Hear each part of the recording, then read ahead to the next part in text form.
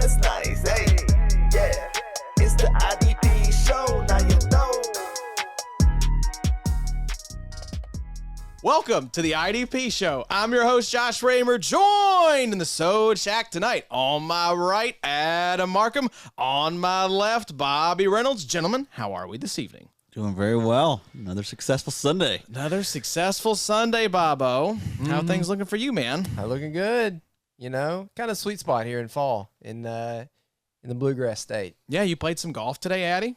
Yes, very warm days. During the day still, so that's very nice. I know up north, like they're not getting to do that. Yeah, sorry, Kyle. I got out there on the course. Had a interesting round all over the place. Very hot, very cold, but it was fun. Made a lot of great memories. Just a round you'll never forget. It sounds like. Bobo, you played a little disc. It sounds like as well. Sure. We don't want to really talk about it too much. It was that kind of day. It was that kind of day. Just glad to get out there, though, yeah, right? Hey, Who cares? That's what I You tell feel people. alive when you're on the course. Hey, even a bad day at disc golf, you're still out playing disc golf. That's right. You know, We had could be home watching Raiders and Jets. oh god, what another crap game in prime time. We had a belated birthday celebration in Nashville last night. We went and saw the Miss Doubtfire musical. Which Your is, birthday or hers? Yes, mine. Okay. Wow. So this was my birthday gift for my lovely wife. It was a while back, Josh. Yeah, it was. Well, this was when the show was, and Happy belated. thank you very much. Are you everyone. not sure this is out of the belated category though? Like, how long do you have for it to be belated? It was bought for my birthday. The show just Yeah. didn't happen until this weekend. We're gonna need to pull those receipts. But it was really good. I love Miss Doubtfire. It's like one of my favorite movies, and the show was just, it was phenomenal. So, Is it really top five for you? top five? Yeah, I'd say so. All my favorite movies are like from the VHS collection that my grandparents had when Okay. I was growing up. We used to watch the same movies over and over, and that's why Twister's my favorite movie. We'd watch that thing. That's your favorite movie? Yes, that's where Can you- Paxton's name comes from, is Bill Paxton. Can you spout off top five right now? Probably, yeah. Twister, Christmas Vacation, Yeah. Die Hard, probably Miss Doubtfire up there as well. Okay. And that fifth one is tough. It would be something like Tommy Boy or Dumb and Dumber or some kind of comedy. See, so that's really surprising. So you're more like nostalgic when it comes to cinema. Absolutely. All my favorites are just nostalgia But based. you love Marvel. Yeah. I love those as too. They just don't have kind of those deep emotional roots that something like What's these. your- wasn't a little boy when Exactly. you watched him. I would like to go back to when the life was simpler. You know, the early 90s, it was just a sweet spot for cinema. VHS, you couldn't Yes, it fast was. forward. It was VHS. You'd pop it in the VCR. Wherever it was, you just started it at that point. You would open up. It was this big, like, just entertainment center that my grandparents would have, and you'd open up the All doors. All wood. All bleach blonde kind of wood. for the sound. You'd open it up, and it would have like 50 VHS tapes all neatly stacked in there. It was like a treasure trove of like movies. It was truly an entertainment center. It was. It was like housed a lot of entertainment in that center. So that's all. Yeah, that's where all my favorites That come was from. a big deal back in the day. People don't realize. Oh, entertainment center. That's what you built That your was- whole living room around. Yeah, right. That was like the centerpiece of your home. Now you're just like, throw the TV on the wall. Like, we don't want anything underneath or around this thing. I remember Mom and Dad's TV at the house was, it was real low to the floor, but it had a piece of wood on the top of it that weighed upwards of probably 450 pounds. Oh, Lord. Like that TV was structural to the house. We had- when you sold the house, the TV stayed. Yeah, it's staying. Well, that was like we used to visit my aunt and uncle in New Jersey, and they had back in the day. You knew you were well off if you had the massive, like the size of this table, TV that had like the kind of sloped back. Oh, yeah. And it was that kind of scratchy, like kind of texture. The It's almost screen like was a 3D printing kind of texture to yes, it. kind of scratchy and ridgy. Yeah. They had that one. It was humongous, but it was like, oh man, this is got like Don't touch the a TV, waterfall in Josh. the foyer and got like the massive 500-pound TV in the living room. They had a waterbed. They did, yes. Waterbeds used to be a thing. Remember our buddy Justin Basham used to have the waterbed That's in the right, basement. yeah. You ever So slept on a waterbed? it is the least comfortable. Yeah. I don't know how that ever was a rough thing. experience. Was it just for swingers? Was that why it became popular? I don't know. A lot of people used to have them. Dude, my grandparents had awful. one, and it had like the like really nice like leather edge around it and everything. And when they like passed away or whatever, everybody was like, "Y'all want the waterbed?" Everybody's Hell like, no. "I don't." How want Pop the that waterbed." thing and throw it in the garbage. How much would it take for you boys to drink a glass of that water? God. Well, some people used to have it to where there would be fish in there. $50. I mean, yeah, I'd do it for $100. I mean, groceries is expensive, brother. Well, welcome in to the Week 10 recap. We're glad you're here. Welcome in. It's going to be a fun episode. We've got a lot to talk about. We are going back to the game-by-game format, and the waiver episode will be dropping, like we said, tomorrow night, Tuesday morning, depending on how late you stay up. I will be hosting that alongside Mike Wohlert will be our guest. So each week I'll be hosting that with a guest who does some sort of waiver wire article throughout the week. So first up is Mikey Dubs, and we'll be dropping that tomorrow night. So Wow, all kinds of just big huge names. fish. Yeah, we got in the feed. We got Jason King from DFL coming on. We've got Kyle Bellyfuel. We got our own Jeff Pomazal as well lined up for the waiver episode. So tune in for that, folks. That's going to be, I think, a very helpful episode to get you ready for those IDP waivers on Tuesday. Yeah. So a lot of stuff going a right now. lot of stuff. We had the IDP bets with you and Johnny and Justin Varnes on Friday. It's a lot of fun. Hell of an fun. episode. Justin Varnes is a legend. Yes, He's he is. Very sharp fella. So it was a lot of fun having him on, and yeah, just learning from him. And some of our bets didn't do so hot, at least to start. That's but betting. That's how it goes, you know. So We come back stronger. that's right. And Sometimes you triple the first hole. yeah, that's right. And then you finish strong. You finish with That's right. Birdmans. Sure. So, as we know, Bobo, Sure. you got to be resilient. I went OB on 18, so I didn't really finish. But you it did throw strong. it 500 feet, apparently. That's true. That's true. We're going to have to You, piss test this you, boy. you could afford Hey. to do it because of what you done earlier. Drive That's for right. Poe. Oh gosh, I can't talk. Drive for Po Boys. Drive for Poe boys.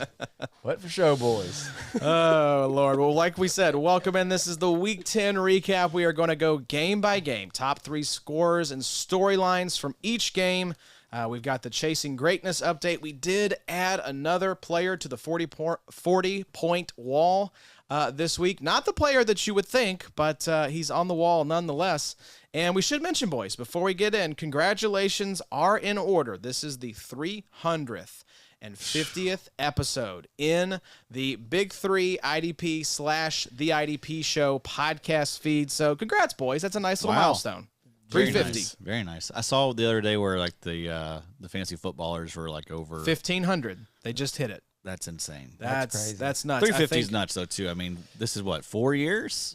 yeah, I mean, we started in July, so like January will be 4.5 years. So yeah, we're closing in on 4.5 years of doing this. Pretty cool, pretty special. So I think around the NFL, Bobo's probably pushing like, I mean, 1,500 2K as well.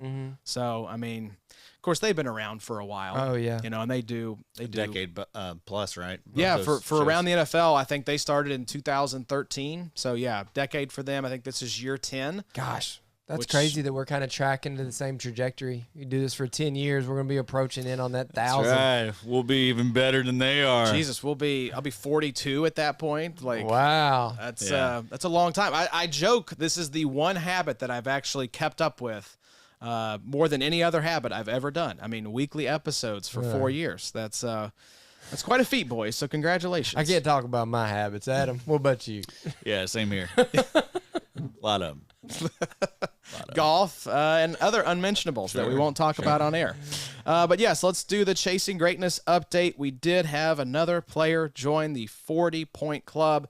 It was Sheldon Rankins, defensive tackle for the Texans against the Bengals. He went for 41.75 points, just like we all expected. So congratulations to Sheldon Rankins for joining the wall. But gentlemen, let's jump into the recap and let's kick things off with the Thursday night game. The Bears get the 16-13 win over the Panthers. Did not watch a minute of this game because I love myself too much to do that. But headline out of this one, Sanborn's season is a slow burn, but double-digit points are always welcome from a waiver wire linebacker. Sanborn went for 10.75 points in Week 10 on 95% of snaps. He had 7 tackles and a PD. Other takeaways on the Bears side of things, Kyler Gordon, welcome back, 19.5 points. He had 8 tackles, 2 TFLs, and a PD on 100% of snaps. And then Jaquan Brisker Bobo, 16.25 points, 8 tackles, 2 TFLs, a PD on 100% of snaps. On the Panthers side of things, don't go chasing Deion Jones. Just stick to Frankie Louvu. 11.25 points in Week 10, 14.02 points per game average the last 5 games. I'm not going to read the storyline that That's a Arn bad wrote, joke, Arn. because I'm not going to sing TLC's Waterfalls. 11 tackles, 100% of snaps for Louvu. Top 3 for the Panthers. Derek Brown, defensive tackle. He's been up and down, but a solid defensive tackle required type of start for you. 22 points in Week 10. Dante Jackson was number 3. And then Deion Jones, 12.75 points on just 46% of snaps. So, gentlemen, takeaways from Bears, Panthers. What do y'all want to talk about here? Don't everyone jump in at once. It was a nice matchup there for the Bears. Those defensive backs, especially. I saw where Mackery's tackles allowed chart that the Panthers give up the most tackles to I think it was cornerback. So yeah, Kyler Gordon was a great play. Nice to see Brisker doing pretty well lately. You know, I think he had a slow start to the season, but he's been pretty solid. You know, especially since returning from injury. This was a terrible game though. Just You know, terrible. No Brian Burns. I mean, Yep, concussion. this wasn't fun. Jack Sanborn let us down in a pretty big spot. You know, we don't know how long we're gonna get this playing time, so we were hoping for some just monster weeks. But you know, hey, he's not Landman. That's right. He's not Landman. He's Sandman. But yeah, just 7 tackles and a PD. So not the best week for Jack Sanborn. But Jaquan Brisker, how you feeling about old Brisker here, Bobo? Fine. I mean, he's got 19 tackles in the last 2 games. I don't know. I'd be interested to know what y'all's take is so far this year on safety. We'll get to Mr. Jalen Petre, who played a game today and put up 0 points. Safety has been the most frustrating year It's been bad. for safeties of all time. So It sucks. honestly, what I'm seeing and what I'm thinking about when I see stuff like this for Jaquan Brisker is like, you know, if somebody's willing to come and like pay you more than you feel like Brisker is worth, you know, if you can get a defensive end plus or something for him right now, I'm probably trading him. Oh, I'm yeah. so over any type of defensive back right now in IDP. It's been very frustrating. Yeah, he's had nice back-to-back weeks, 14.85 last week, and then 2 weeks ago, and then he was out. So his last 3 games, he's gone 14.85, 16, and 16.25. So he's put up some nice logs these last 3 games he's been in. Yeah, I mean, I don't mind him. And what about when the linebackers get healthy? You know, Yeah, I mean that's the thing is you see that Tremaine Edmonds has been out these last couple games. So he's still going to be a top 12 option though. yes, Yeah. he is. So I mean, and that's valuable. I mean, because of what a mess it is. You know, like I've talked about a lot recently, just cycling through all these guys, the Whiteheads, the Kirby Josephs, the Ryan Nils who got benched. It's been a nightmare. So I mean, yeah, I mean, if they're a top 12 safety, Yep. which that's what Brisker is in Dynasty. Yep. And I think he was a lot higher than that to start the season. But he still isn't far off because there's not a lot of good ones. Like what honestly, safeties have gained value in Dynasty? there this hasn't season? been a lot. Like the Cam defensive Bynum.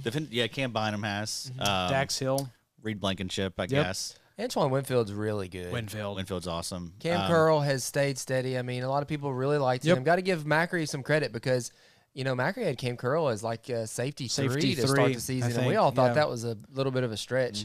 But you know, him and Jake obviously know what they're doing with Cam Curl. Well, and then Kyle Hamilton had another big week. I think he's gained some value. But you're right. There haven't. I mean, but even still, it's like somebody came to you and were like, "Hey, I'm looking to acquire Cam Curl." It's like, all right, cool. Yes, You know? absolutely. Yeah. Because look at the guys we're talking about: Dax Hill, Cam Bynum, Reed Blankenship. Like you can find. I'm just wondering, like, what's the offer going to look like? Is someone to give you? What is that defensive end going to look like? And also with all these leagues going to true position, like defensive end is loaded now. In these leagues where so would you rather have a linebacker? Yeah.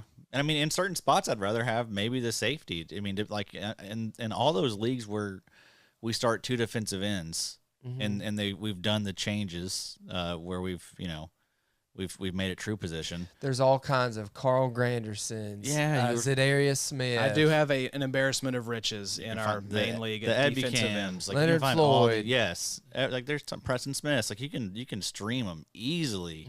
So I mean, Von Miller, Khalil Mack, Mm-hmm. Shaq Barrett. Yep, and I mean, and it is hard finding safeties. That is true. Well, let's keep it rolling though, boys. We had a Let me ask you this real quick before we move past the Panthers. Yes. Y'all ready to trade Luvu? no. I think he's the one guy from the Panthers I'm willing to Saying start. in Dynasty, though, Yeah, I mean, if you can get do a we really think that, the 2024 Panthers are going to be led by Frankie Luvu at probably linebacker? not. Yeah, it seems like a decent time to cash out. Yeah. Maybe. Cash out? Would you cash out on Brian Burns, or this is maybe you're probably selling him at a Yeah, low? I think I'm keeping Brian Burns. I mean, when I say Luvu's the only guy I want to start, that's including Brian Burns. If someone sends you a second for Louisville, you done? Oh, I'm Yes. cashing out. Yep, Yes. 100%. About a third plus a fourth. Nope. Nope. Not enough. No. I'd rather just have Louisville. I'm with Josh. Josh is kind of playing it smart to where, it's really hard to acquire first. You really have to move some real talent to get a first. But outside of seconds, the chance of hitting on a third, fourth, or fifth rounder in any of these rookie drafts is so slim. Even in IDP, I mean, you're looking at, I'm trying to think of some of the guys that were drafted in the third or fourth round this year for us. Like, you're throwing a dart on a guy like Miles Murphy. You're throwing a dart on a guy like that was what Drew Tyree Wilson, Sanders. Jalen Carter were some guys. Yeah, but and some of these guys will come back around. It's still too You early just have to to tell be for some of patient. these You just guys. have to be patient. but also it gives you a chip to potentially move up into Yeah. the second round. That's true. It But does hold its Just value. don't acquire too many force and fists. Or you can always do the deal where you trade for the third and then you sell that third for a future second. Yeah. When it's closer to the draft Y'all want Brisker or Brian Branch in Dynasty? branch. But I like both those Probably, guys. Yeah, but I mean, I see those guys pretty similar. Yeah, they're close. They're like neck and neck for me, I think, in my ranks. They're not. Are they not? You got Brisker pretty far down. You got him in safety 10 right now. You have your boy Branch is probably top all the way up 5. to safety 5. Yeah. Which is fine. I can't disagree with that. His Branch play is a style is pretty stud. fun. Well, let's talk about the Germany game, though, boys, because it involves my beloved Indianapolis Colts. I actually woke up after kickoff because we got home late last night and didn't miss much. This was a 10-6 victory for the Indianapolis Colts. Feels like the Bill Belichick era is coming to an end in New England. They sub in Bailey Zappi for the last series, who fakes a spike and throws an interception to end the game for the Pats. So I said if former WKU Hilltopper beats my beloved Indianapolis Colts, that is going to be a lot of conflicting emotions. So thankfully that did not happen. Yeah, that's a weird finish to that game. Very weird. Just You see him getting just chewed out oh by my Bill God, O'Brien. Bill O'Brien just chewing him a new one. Just the vibes are the worst in the NFL around that team. Now that Josh McDaniels has been fired, the vibes are great in Las Vegas. But yeah, New England's now the vibe black hole of the NFL. The ring video of Belichick. Oh my God, yeah, It's walking going around. Where was he coming from? Was that like his girlfriend's house or something? No clue, but Good for him. yeah, That's- you love to see it. You love to see the bounce back. Yeah, I mean, well, and that kind of speaks to the state of the Patriots right now. It's just like shirtless and disheveled yeah. New England Patriots, essentially. So Can't blame yes, him though, man. Colts get the 10-6 win. Headline for the Colts: what are we doing with Kwity Paye in both redraft and dynasty? 10.25 points in week 10, 5.2 points per game average the last 5 games. Bye-bye. What would it take for you to move Kwity Paye right now? Would you move him for a third? Probably, yeah, definitely. Actually, I don't think a fourth. I mean, I don't think that's enough. But a third, yeah, I'd probably move him for a third. Yeah, probably gonna keep him if it's just a fourth. But yeah, third, goodbye. Goodbye. Maybe Yeah. go get one of these defensive ends from this class that hasn't really Well, done much I mean, yet. we'll talk about it. Yeah, the top 3. It's like, would you rather have Kwity Paye or Dio Odengbo, who went for 36.5 points Wow. in week 10? You could scoop this guy up off waivers. He's been pretty much single digits, except for like 2 30-point explosion games. And this just happened to be one of them. 4 tackles, 3 TFLs, 3 sacks, 3 QB hits. Zaire Franklin, welcome back. God, it was good Yes, to have sir. him. Saguna Luby, get the hell out of here. 21.25 points in week 10, 15 tackles and a forced fumble. And then Julian Blackmon had the game-sealing interception to go along with 4 tackles, 2 PDs. He has 13.3 points per game average the last 5 games, 19.4 points this week. Let's do the Pats headline as well. If Bentley is injured, the only Patriot you can trust is no one. Kyle Duggar is still a DB and subject to positional variance. Top 3, Miles Bryant, Jelani Tavai, Christian Barmore, all under 15 points. So this was just not a good week for Patriots IDPs. What's Tryshell's fancy from this game? Total bummer about Juwan Bentley not making this one. I have him a lot of places, had him in a lot of props. So that was unfortunate. But, yeah, I mean, Deo, how do we say the last name? Odangbo. It's like Odangbo. I like that. Yeah, Dio Odangbo. Yeah, I was hoping that was going to be Samson Ebukam. I had him Yes. going in a couple leagues. But Dio has popped this season. That's your truck? Oh, dang, Bo. That's exactly it. That's Very how I nice. think about it. that's good.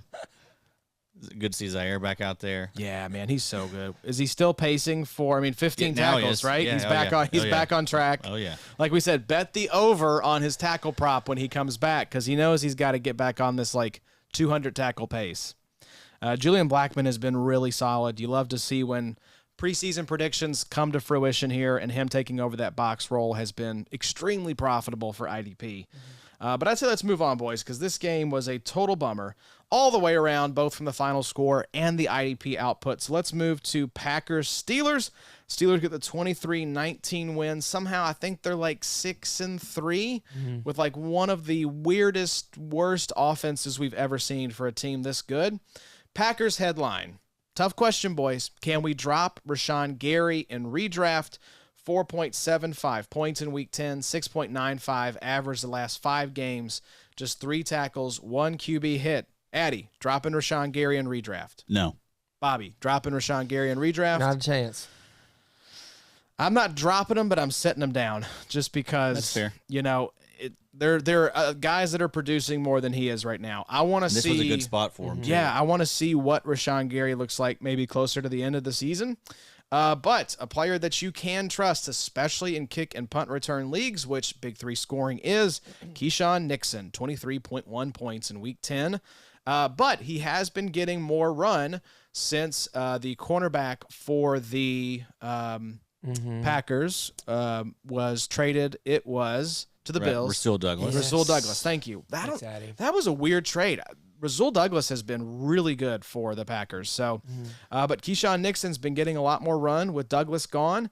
Preston Smith, you mentioned him just a second ago, Addy, 15.2 points. He was the second leading scorer. And then Corey Ballantyne was number 3. On the Steelers side, is a Landon Roberts a must-start linebacker for the rest of the season? He had 16 points in week 10, 12.44 points per game, average the last 5 games. I believe he played 90+% of snaps, according to John Macri. Top 3 for the Steelers, TJ Watt, 22.1 points, Keanu Neal, 21.2, and DeMonte KZ, 18.75. Bummer news out of this one, Bobo. Quan Alexander out for the year, torn Achilles. Landon Roberts shooting up weekly rankings. I really like this guy as a potentially waiver wire hero here as we head towards the playoffs. Dude, and that's why the answer to that question is yes. I mean, Landon Roberts is going to have to play 100% of the snaps Yes. to finish the season because the Steelers are 6-3, man, and they're right in the playoff hunt.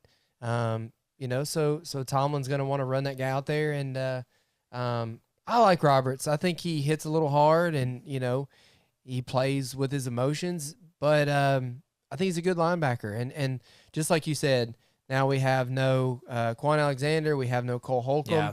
There's only one guy there, and it's going to be Landon Roberts. And honestly, there's probably a depth piece there that we're going to have to pay attention to at some point. Well, there's probably a signing coming if I had to Yeah, guess. maybe. There's probably somebody out there that's out of work that we're not thinking about that's going to get a call Yeah. this next week to come in and give the Steelers, which are typically a veteran-heavy team, a little bit of presence there in that middle linebacker spot. And redraft, maybe go trade for Minka right now while he's kind of hurt. When he comes back, they're going to need him to probably play a little bit in the box as well. So the answer to that question is Yes. yes. And then the He's a answer to the must-start. Rashan Gary, like I said, I don't know what Adam said, but You I'm both said no, I'm not don't dropping Rashawn drop him. Gary.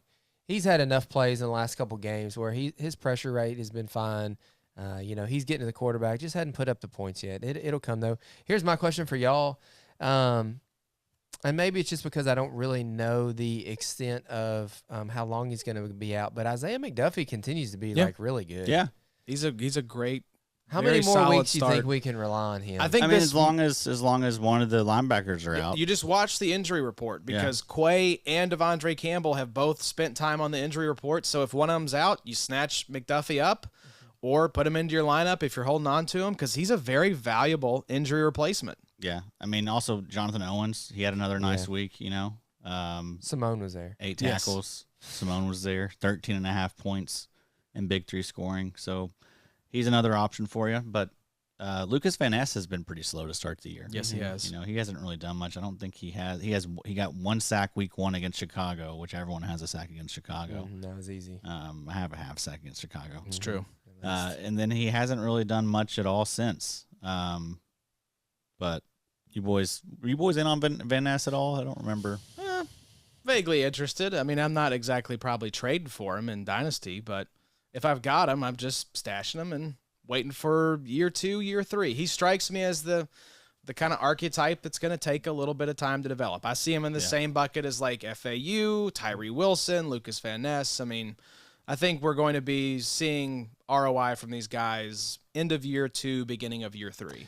What about I think it's worth checking around and seeing Sure. what these guys Sure. could, you could get these guys for potentially, and a good time to maybe pluck them off of contenders, Yeah, this is the time of year where you could probably start to trade some of these Luvus? these contributors that maybe don't have the dynasty shelf life to the Landman, send someone a Landman that's struggling with the, at linebackers. I mean, send the Landon Roberts. I mean, this guy's going to get Landon 90% of snaps. He was a guy I remember were excited about before the season started. Send And he's someone not- a Landman. Yeah, send someone the Landman. But Roberts wasn't getting the snaps. But this is how these things go. Injuries Christian happen Roseboom. every season, and this is now going to be a Landon Roberts job. So Blake Cashman. not for long. Cashman. It's over.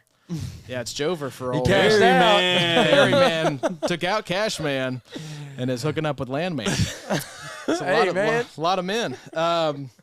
Let's move on to the next game, though. Addy, it was your Vikings, led by Joshua Dobbs, the Pastronaut, Dobbs season. getting the 27-19 victory over the New Orleans Saints, who, Jameis, talk about Jover. It might be Jover for Jameis Winston because that dude just throws up some prayer balls. But Derek Carr knocked out of this game. Dobbs, Dobbs is going to have y'all right in that playoff hunt because the NFC's not great. So I really do think the Vikes have a chance here to maybe make the playoffs. But let's talk Saints headline first. Demario Davis has cemented himself back in the circle of trust, while Pete Werner is well and truly on the outside looking in. Demario Davis, 20.25 points in Week 10, 17.17 points per game average the last 5 games, 9 tackles, a TFL, a sack, and a QB hit. Whereas Pete Werner, 9 points in Week 10, 7.24 points per game average the last 5 games, Terrible. 6 tackles, a TFL. Get the hell out of here, Forever. Pete Werner. And then the 2 cornerbacks balled out this week as well. Paulson Adebo, 17.25 points. He's probably been the CB1 over the last 5 weeks, I would say. he's been up there for sure. Absolutely on fire. 19.29 points per game average the last 5 games. And then Alontae Taylor, Addy, he's back. This was Jake's start at DB this week. Make sure you're checking out the Sunday morning live stream. Jake is going to be in there answering all your questions. We had some offense. We had some IDP. We had some dynasty questions.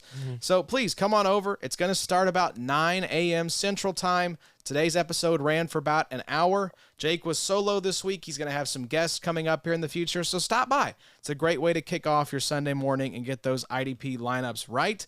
So, yeah, shout out Jake for calling out Alontae Taylor.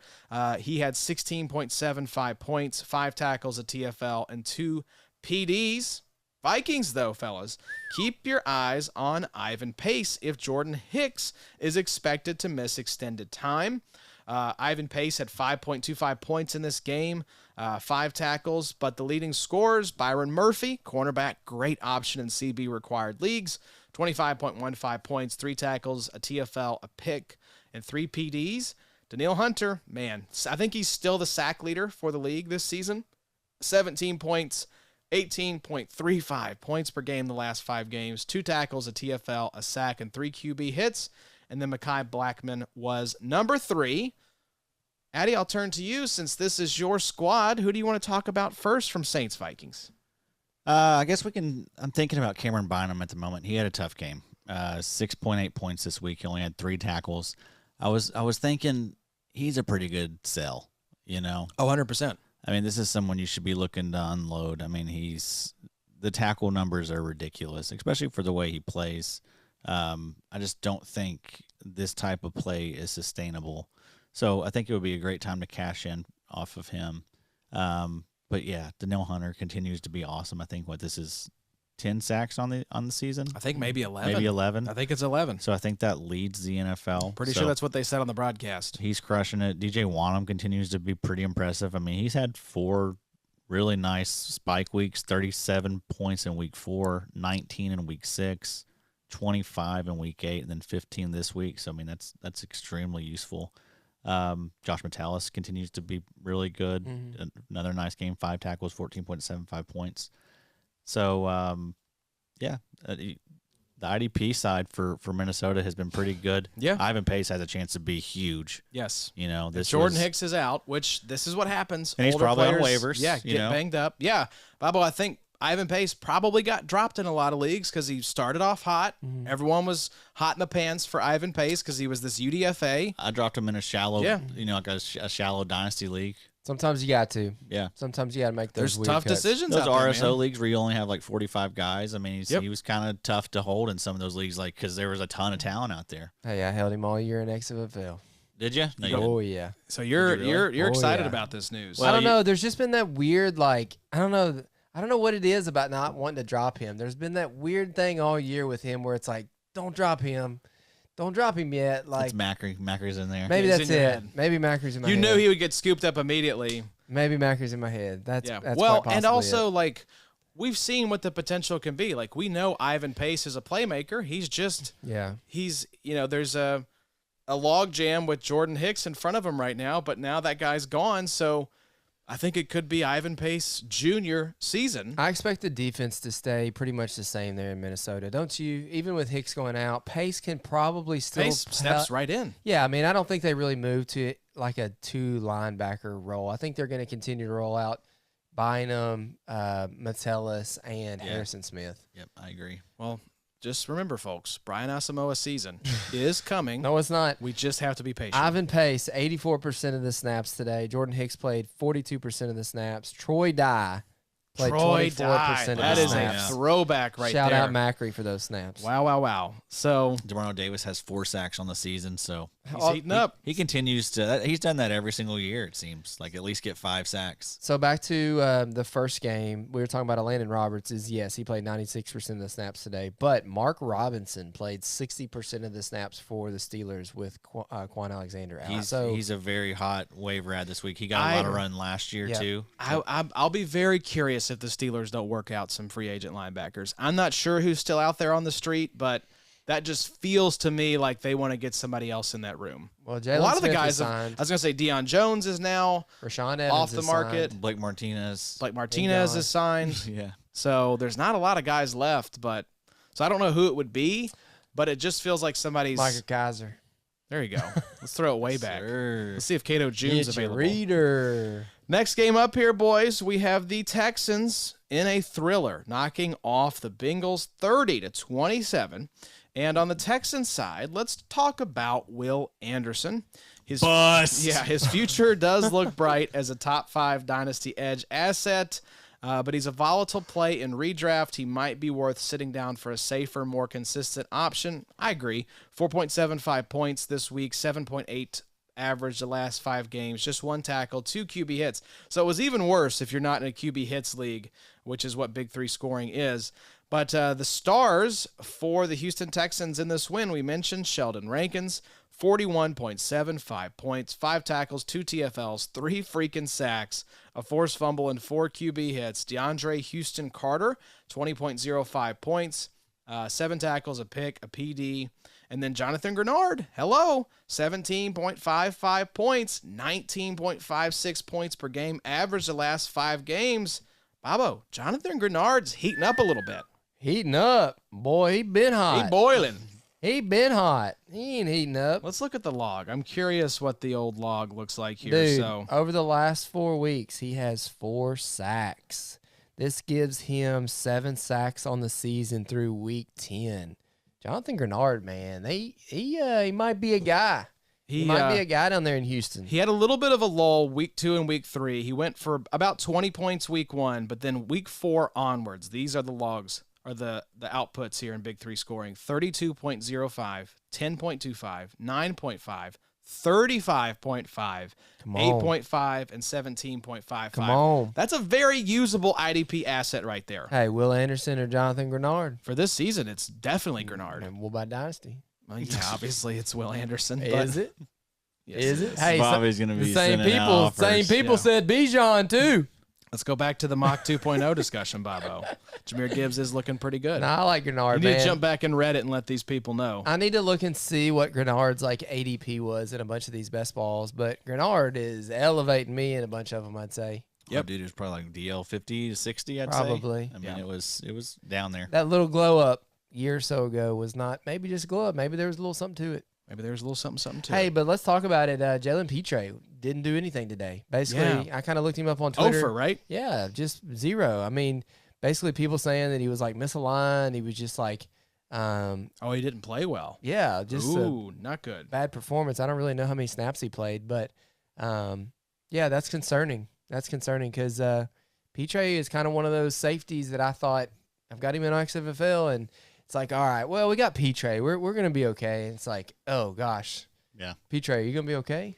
Yeah, I was looking it up for you. Jonathan Grenard was edge 48, DL 64. Look at Adam. Wow. He said And age then 50. Petre was safety 2, DB 2. Oh, jeez. So you are, and this was going around TJ Edwards, Christian Wilkins, Jalen Petre, DeForest Buckner, Frankie Louvu, CJ Mosley. That is a brutal pick Dude, and you think in the midst of those you guys. think about the DBs that we're talking about this year that have been good. I mean, like Cam Bynum, was he even drafted really late? Maybe. Yeah, No, probably not. I you mean, I know? think if He was safety 77, DB 131. I don't think most people were projecting the 3 safety looks. I think Yeah, yeah. there's a Well- lot of Metellus hype, you Oh, know. yeah, So I mean, no one really knew what that was how that was gonna be. Everyone was Yeah. drafting Harrison Smith, of course. Mm-hmm. But there was some talk about like Lewis Seen, still.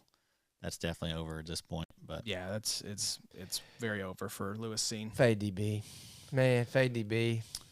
You just look at, let's see where Dax Hill, let's Yeah. look where a lot of these guys were taken. So Dax Almost Hill an was safety 32, DB 38, 195 overall. I don't even think there's certain ones to fade, right? Like Sure. Antoine Winfield, like guys like that have proven it for like 3 or 4 years. Like Okay. I'm good with them. Yep, you yep, know, Buda I get it. Baker's, Fitzpatrick's. Reed Blankenship was safety 60, DB 96, The 238 Petres overall. Petres, and the the guys Briskers. that crush immediately, Mhm.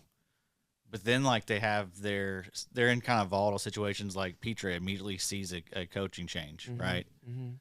Brisker, he's probably going to go through some turmoil at some point, I'd say. Mm-hmm. So yeah, Safety's in a weird spot right now. Let me give you a break and let's talk about the other side of this game because we'll talk about a few more DBs. Cincinnati's defense is just as condensed as their offense for fantasy points with a start your studs style type of play. That's right. Top 3 here for the Bengals IDPs. Cam Taylor-Britt, cornerback, 27.25 points in Week 10. He's averaging 16.8 points per game in the last 5. He had 9 tackles, an INT, and 2 PDs this week. Mom's Meatloaf, Logan Wilson, 17.25 points in Week 10. He's been good, man. 15.87 average over the last 5. He had 5 tackles, a half sack, forced fumble, and a PD today. And then Dax Hill, the safety there, 15.25 points in Week 10. 10.98 points per game over the last 5. 7 tackles, 2 PDs. All those guys, decent 60-ish overall PFF grades on the season. So, Cam Taylor-Britt and Dax Hill, 2 more defensive backs that are really good for us so far in 2023. But again, probably guys that weren't super on our radar. There was a lot of movement last offseason for those safeties, Von Bell and Jesse Bates, getting shipped off last offseason. So we didn't really know what Dax Hill was going to look like, even though he was a little bit of a higher drafted safety by the Bengals 2 years ago. But then Cam Taylor-Britt was kind of a guy that, kind of a little bit out of left field. I mean, maybe you all had a little bit better, plug on him. Addie had Flag him on the radar. Yeah, Well, yeah. I'm just saying, but Flag even planted like him as further a- on this offseason, most people probably weren't drafting him in he was- May I didn't think he was going to do what he's done this year. He was is what I'm saying. I was loading up CB28. with them in those best balls. Well, It's funny. Guess who he was congratulations, right next to in the ADP? Justin Matabike. Well, it's just, I mean, it was, I think you could kind of see the glow up coming. I Sure. mean, he finished the year last year strong, had a nice postseason as well. Second round pick, performed well, looked good, and then you saw the way he produced. He was a type of asset you wanted to have. I mean, I had him. I've got him pretty much in every single league. I every just didn't dynasty see league. this. This is elite. Yeah. I mean, where is he as far as cornerbacks are concerned? I mean, even freaking DBs are concerned. He's got to be top. Listen, folks, he's Top 10? he's been top 6 all offseason for me. So I wanted to look here at his recent He has been. recent I like it. run of logs. So since week 4, 10.5, 22.35, 29.15, 9.5, 12, and then 27.25 points. Golly. Cam Taylor-Britt has been on fire here since week 4. That's Very good. probably top 5 cornerback Oh, yeah. since week 4, I would say. Yeah, I'd say so. Solid. So No Sam Hubbard in this game, I don't believe. So you would have liked to have seen one of these other young guys step up and do something, but I don't think they did. nope. The dude who hit Mahomes late in Joseph the Osai. postseason hasn't done anything this year. No, And then Miles Murphy has gotten very little play as well. correct. It's- It's really just Hubbard and Hendrickson. Yep. That's getting And Logan Wilson. Getting Wilson's the got, run. several sacks on the season. Yeah, Logan Wilson has Pratt's been been good. He had another Yeah. fine week. Yeah, I'm curious where Logan Wilson is right now in terms of LB finishers on the season, because he's probably, I think he was just outside the top 12 last we looked. I bet after this week he's probably 11 or 12. He's pushing. Mom's Meatloaf is getting some seriously nice cuts of beef in there. This is a good looking meatloaf. Yes, Addie. Were you going to say something? It's like he's 16 16 among linebackers. Okay. That was before this week. before this week. I bet you he's cracked top Yeah, 12. He might climb a little bit. Even Yeah. though a lot of our We got top some good performances. Yeah, I was going to though, say a lot ahead of our him. good linebackers. They've all pretty much had solid weeks. Were very good. So let's talk about the next game, though, and we are going to another barn burner.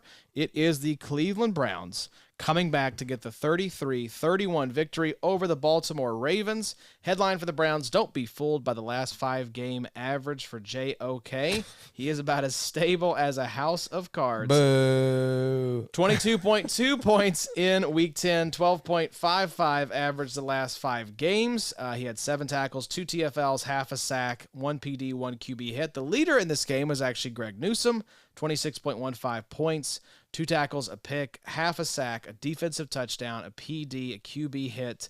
And then Myles Garrett just continues to do the damn thing. He is probably DL 2 or 3 over these last few weeks here. 20.53 points per game average the last 5 games. He had 18.6 this week, 3 tackles, a TFL, a sack and a half, and 2 QB hits. Ravens headline: this week he put up his 3rd sack in his last 4 games. Can we start to trust Odafe Owe? 18.9 points, 4 tackles, 1 sack, 1 forced fumble, 2 QB hits. Top 3 for the Ravens: Kyle Hamilton with a walk-in pick 6 off a tip ball. Just an amazing play for the young man from Notre Dame. 33.8 points in Week 10. Just 9.7 over the last 5, though. He had 8 tackles, a pick, a defensive touchdown, a PD, QB hit. Jadeveon Clowney continues to be a really solid option there for you as well. 25.9 points this week, 9.41 average the last 5 games. He had 6 tackles, 2 TFLs, 2 sacks, 2 QB hits, and then Roquan Smith decided to have 21 tackles this week. 22.75 points, 10.9 points per game average the last 5 games. Addie, where would you like to start in this one? First off, shout out to Varn for the Roquan Smith pick. Whoa, Zach thought- Wilson, no look. I thought about Justin Barnes That's after this game because he was a little nervous taking over 9.5, and probably cleared that by halftime. I'd say. Yeah, smashed it. 21 tackles, just insane for Roquan. And Roquan was due for a big one. Jadeveon Clowney continues to be really solid. 25 point game here. That is his third game over 20 points this season. Kyle Hamilton, I think. I mean, is he the safety one in Dynasty? I mean, I think it's time to have that conversation. I mean, Derwin had a nice game this week. Derwin's also 26. Yeah. No, he's older than that, isn't he? 27 maybe. Derwin's 27. Kyle Hamilton's 22. I mean, he would be my number one, but I know that probably ruffles some feathers. Some Macri feathers. But I think Macri would have him probably top. he loves Kyle Hamilton too. Yeah, I don't think we're. I don't know if you're putting him ahead of. Macri gonna have a hard time putting him at 1 over Derwin. Yeah, that's for the brand. But I think in his heart, if you were to give him truth serum, I think it's probably Hamilton. Got 5 years on him. Derwin does, and plus, I mean, Hamilton looking really, really good. How He had many- a 48-point game week 3, then 16 week 4, 10 week 5, 11 in week 7. And that's the thing too with Hamilton. is that, 33.8 this week. if you have Yep. some games like that where you put up that many points, that elevates you in the DB market for me. That probably wins you a week if you've That's got what I'm saying. this kind of Kyle Hamilton type performance. Absolutely. and we see the defense he's on an awesome defense. Going to be set up to make a lot of plays. Going to be kind of a guy that can be forgotten about. Sift through cracks and stuff like that. Highly drafted. Huge frame, like the most ideal looks like a frame. Yeah, linebacker. he's essentially a linebacker. So I mean, like just a perfect, as far as like prospect, non-paper, and all that stuff, like perfect asset for safety. He's what we wanted Isaiah Simmons to be. Exactly right. Yeah, just Yes. and you look at the way he makes plays up near the line of scrimmage. That week that he had the big boom week was against the Colts. He had 3 sacks on Gardner Minshew. This week he's on the line of scrimmage. How many players can get their hands up, tip that ball, look up, catch it, and then go into the end zone? Yeah. That's a really difficult play to do, and Kyle Hamilton made it look easy. So yeah, he's my dynasty safety one for sure.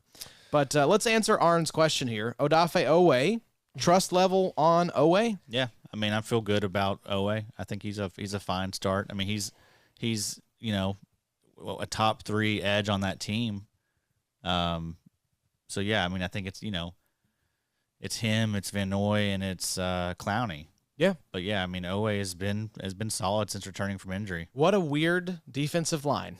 Yeah, effective though. Yes, I mean, this is what they do. The Ravens just bring in veterans, and those guys just produce because it's very good coaching. Keep in mind, the IDPshow.com, Adams ranks, Odafe Owe had a 9.95 RAS. Yes. We all were hopeful. He had no sacks in college, though, right? As a senior year. He did actually have, I think, sacks like junior and sophomore year. But, yeah, for the most part, he was not very productive in college. Gosh, dude, you know what his 40 Super young. was? Oh, it was like a 4.3 or 4.4? 4.37 40. Monster.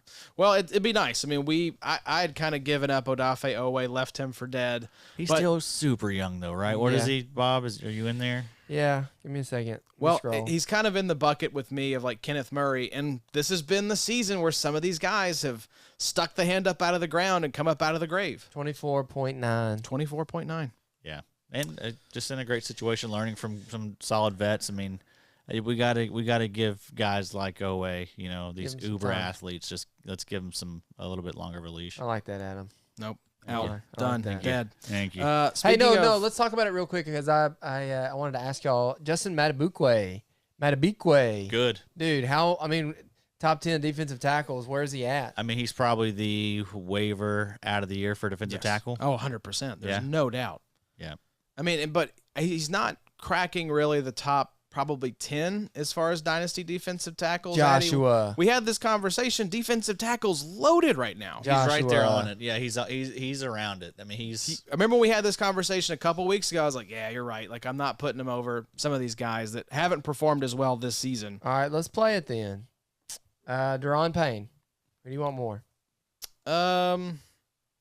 Payne. yeah, it's tough. That's probably the one where it's like there's going to be a few of these where it's very close. What do you say? Payne, Jonathan Allen. Allen, DeForest Buckner. Buckner, Dexter Lawrence. Sexy Dexy. Aaron Donald. Donald. I mean, Donald just until the end of his career. Christian Wilkins. Wilkins. Chris Jones. Jones. Ed Oliver. Ed. Zach Allen. I'd go Matabike there. Justin Hargrave. Or Javon Hargrave. Hargrave. Probably Hargrave. You cool with that, Addy? What about Kalijah Cansey? Cansey's I like rising Cansey. up the ranks a lot. Jalen Carter's definitely above him as well. I have Cansey ahead of. Wow, ahead you of, have Ed Oliver DT1. No, you don't. You don't. Sorry, I was reading this wrong. Sorry, guys. Don't freak out.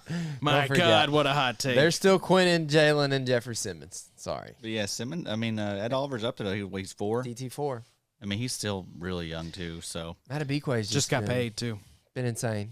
Yeah, he's been awesome. Yeah, he's definitely. with these waiver guys, like I just want to see it. Like I have more confidence in a lot of these other guys because we've seen more. The track record is longer for these other guys as far as IDP production is concerned. Do you think for that defensive line, it's a little bit of a, who's around them? They're just kind of benefiting from playing with good It's players just a great right now. defense. Yeah, it's just a good Oweh's defense. benefiting from Van Noy. Van Noy's benefiting from playing beside Roquan. I think they're all just kind of helping each other out. They're all just smart football players. Know what Yes. to do. I mean, well coached, good situation. Mm-hmm. I mean, it's a yeah. That's a Super Bowl caliber defense, in my opinion. Oh yeah. So let's put a bow on the Browns conversation as well. Trust level. Do you trust any of these linebackers? No, Anthony Walker screwed me pretty bad. Made me look real bad for the show. Thanks Yep. for that, buddy. Yeah. You go down the Anthony Walker trail, though, you might end up lost in the woods, naked and afraid. Yes, sir. And that's where you found yourself today. Very scared today, no Very doubt. scared.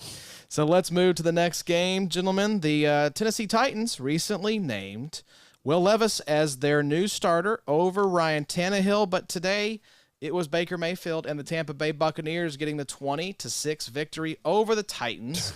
Titans headline, no player is perfect. Don't get all shy with Azeez Al-Shaair just because he had a down game. 4.5 points in Week 10, but a 16.7 points per game average over the last 5 games, just 6 assists. And in the top 3 for the Titans, Harold Landry, 21.45 points, 9 tackles, a TFL, a sack, and 2 QB hits. Roger McCreary has been a very solid cornerback option, 22.2 points, 12.55 average the last 5 games. Tyre Tart was number 3, 16.95 points. On the Buccaneers side of things, this is where I want to start, Addy. Kalijah Cansey is starting to put out a few good games, and looking at the rest of his schedule, it looks set up to continue after the San Francisco game. Kalijah Cansey, 13.75 points in Week 10. He was Jake's start of the week at DL. 8.46 points per game average the last 5 games, 3 tackles, 2 TFLs, 2 QB hits. Antoine Winfield Jr., people, number 1 for the Bucs, 20.8 points in Week 10, 13.53 average the last 5 games, 6 tackles, a pick, a PD, and a QB hit. Devin White, his second good game in a row, 20.6 points in Week 10, 4 tackles, a TFL, a sack, a PD, and 2 QB hits. And then Yaya Diaby. What's up, Yaya? 18.2 points, 2 tackles, 2 TFLs, a sack, 2 QB hits. Kalijah Cansey, Addy, is heating up. You got to feel pretty good about this guy. I think he's going to get some run here near the end of the season. Yeah, I feel great about it. He's definitely going to get some run. And yeah, I expect him to produce. I mean, that's why they took him, I think it was 18th overall. I think so. Right? Yeah. But yeah, really good athlete. Expect big things for Cansey through his career. Also want to touch on Winfield, obviously awesome. I mean, just same old with him. Nice to see Devin White start to bounce back and put some usable weeks out there for us. Yaya Diaby. Love to see this. Another guy that should have a nice opportunity there. I mean, Joe Tryon is kind of mad, I think, at this point. But Diaby, he was their 3rd-round pick out of Louisville. Shout out. Shout out the Bluegrass State. But he was also an uber athlete, 9.87 RAS. So, we'll see what he does with his opportunity down the stretch. But I mean, this is a great start. I mean, I think this was probably his maybe his first sack on the season. Maybe he's had one. It feels like it's probably his first. Shaq Barrett got another sack. We should mention. He's been pretty solid too. Yeah, Shaq he's come Barrett. on here recently. He sucked to start the season, but he's come on. Kalijah Cansey was pick 19 of the first round of the Tampa Bay Buccaneers. Big Bob Spillane just had a pick here to seal the game for the Las Vegas Raiders, it looks like. Spillane's been very good this year. Yeah, so good to have him holding down the fort with some of the other Raiders linebackers shuffling in and out. But yes, Devin White, Bobo, what's your feelings on Devin White here after 2 20-point games back-to-back? It feels like a good sell window. You know, it's fine, but I mean, 4 tackles, 1 TFL, and 1 sack. You know, majority of those points are coming from the sack. You know, 4 tackles, not that impressive. I don't know. I'm not buying into Devin White at this point. I think we've seen enough bad that maybe he turns it back around, and in Dynasty he's a LB2.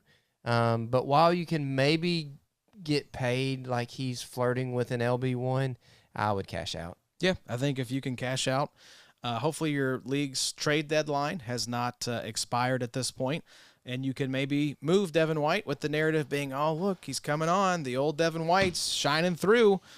So that's the Tampa Bay side of things. Addy, how do we feel about Harold Landry? Got himself a TFL and a sack, 21.45 points.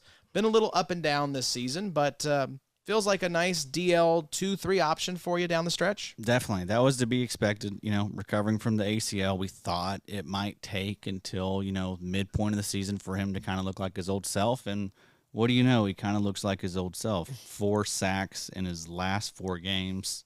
19 points in week 6, 27.3 in week 8, 2.75 in week 9, but 21.45 this week. So love to see it with Landry. He was someone that, you know, at least in years past, and I think he's kind of getting back to that. I mean, the tackle numbers are starting to creep back up, but he was a guy that would give us, you know, a really great nice tackle tackles, floor. You know, between 8 to 10 sacks, but I mean, just a 90+% of snaps. Yeah, he was like a Max Crosby light. Exactly. Yeah, and so he's still young. He's still under contract, a really big contract. You know, I think he got that big deal and then tore his ACL. Yep. So unfortunate timing, but At least he got paid before. yeah, and I think Landry. I think you can expect him to finish the year strong and still be a nice little asset for you in Dynasty. There you go. Let's move to the next game. 49ers just absolutely pistol whipped the Jacksonville Jaguars 34-3. Headline for the 49ers, we finally got the Bosa boom game, and it came in the first game with Chase Young. Chase Young had 7.4 points in week 10, and Nick Bosa went for 29.5. 3 tackles, a TFL, 1.5 sacks, 1 forced fumble, 1 fumble recovery, a PD, 2 QB hits.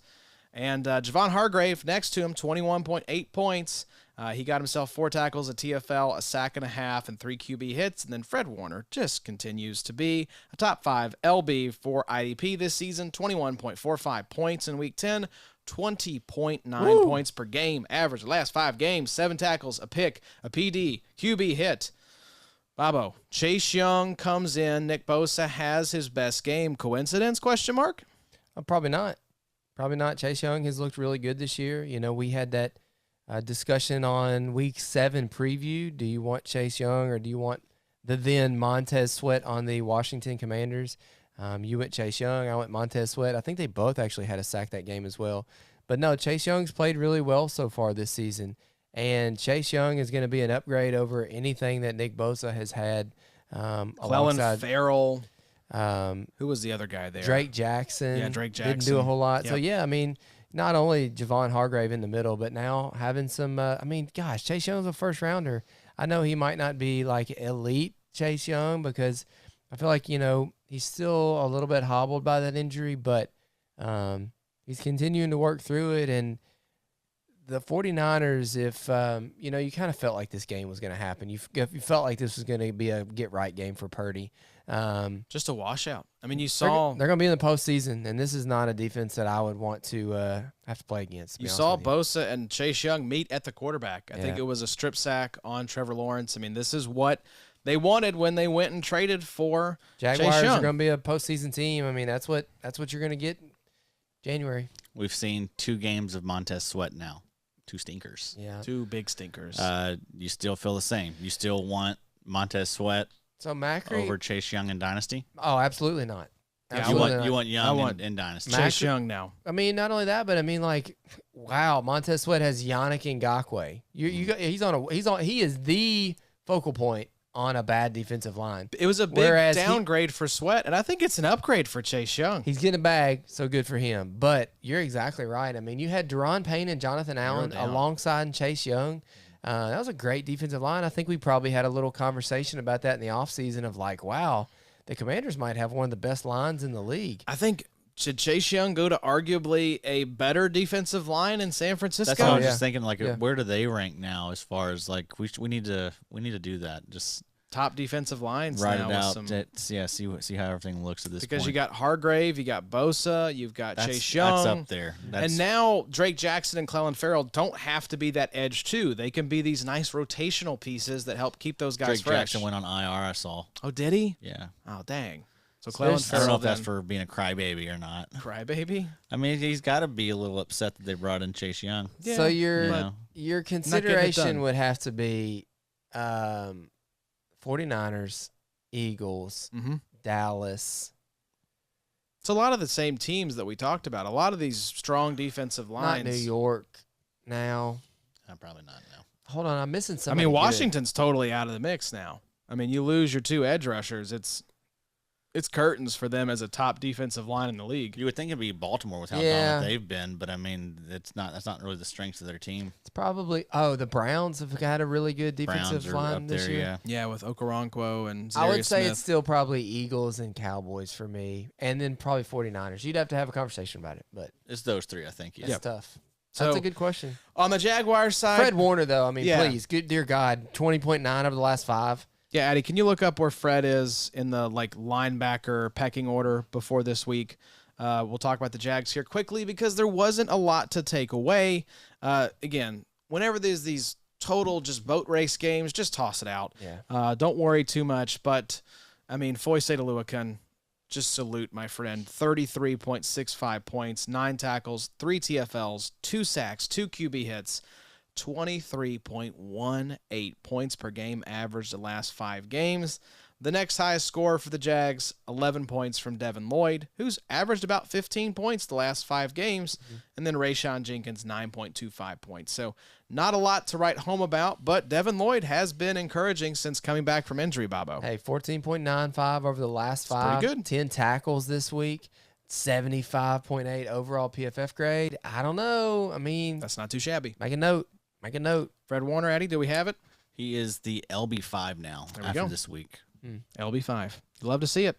Fred Warner as a top 5 IDP linebacker. I really didn't know if we'd ever see the day because he's historically been that really high end LB2, but this season it's just all come together for him. What's that line we said a lot the last few years about Fred Warner? He's going to age very well. I thought it was, what did we do to upset his dad? Yeah, that is. But also that, yeah. Yeah, and that's what you're seeing, I think. Yep. He's going to age very well. That's why he's so high in your dynasty rankings is because, this dude he's is good. You don't got to worry about him. Yep. Like he's a safe, stable asset for probably the next 6-7 years. Absolutely. I really do believe that. Next game on the list, though, was an absolute barn burner. The Lions get the 41-38 victory over the Chargers on a last-second field goal. Headline from this one, Aiden Hutchinson hasn't recorded a sack since Week 5, but rest easy, folks. He gets the Bears next week. So Aiden Hutchinson should get off the schneid next week. Just 9.25 points this week, 12.54 average the last 5 games, 3 tackles, 3 QB hits. Leading scorers from the Lions here, Kirby Joseph, 17.75 points, 7 tackles, a pick, and a PD. Alex Anzalone continues to be a stinky but startable asset, 16.75 points in Week 10, 17 average the last 5 games, 9 tackles, a PD, 2 QB hits, and then Cam Sutton, 13.25 points, 5 tackles, a TFL, and a PD. Chargers, after a slow start, Derwin has notched 3 straight games of 14-plus points per game. He was the leading scorer for the Chargers this time, 19.75 points, 13 tackles, 2 TFLs. Alohi Gilman, 12.25 in this game, 12.04 average, 7 tackles, and a PD. And then Khalil Mack, 10 points in Week 10, 26.51 points per game average. That has to be looping in that 80-point game still, I feel like, in the 5 game average. So, yeah, let's talk about King Derwin, though, Bobo. 19.75 points. We worried about Derwin early in the season. At least he's starting to come on here a little bit recently. 3 straight games of 14-plus points per game in the last 3 for Derwin. Yeah, 13 tackles this week, 2 TFLs.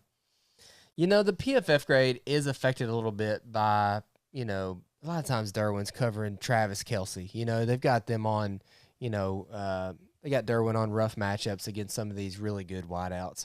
Yeah, Derwin, 9.82 points per game average over the last 5 is replicable. You know, I mean, you can find that production not necessarily on the waiver wire, but you can go and trade for 9.82 points per game.